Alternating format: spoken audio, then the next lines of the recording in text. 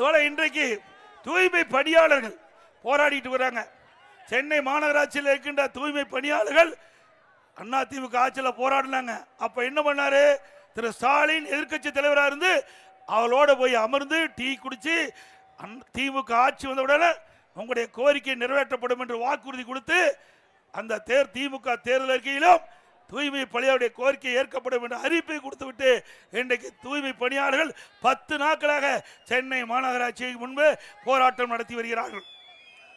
இன்றைக்கு கைது செய்யப்பட்டிருக்கிறார்கள் என்று தகவல். ஆக கொடுக்கப்பட்ட வாக்குறுதியை நிறைவேற்றாத ஒரே அரசாங்கம் திமுக அரசாங்கம். மக்களை ஏமாற்றுவதிலே, கவர்ச்சிகரமாக பேசுவதிலே திமுகவுக்கு நிகர எந்த கட்சியும் கிடையாது. தேர்தல் வருகின்ற பொழுது அழகா பேசுவாங்க, அற்புதமா பேசுவாங்க, அப்படியே மக்களை நம்ப வைப்பாங்க, வாக்குகளை பெறுவாங்க, ஆட்சிக்கு வருவாங்க.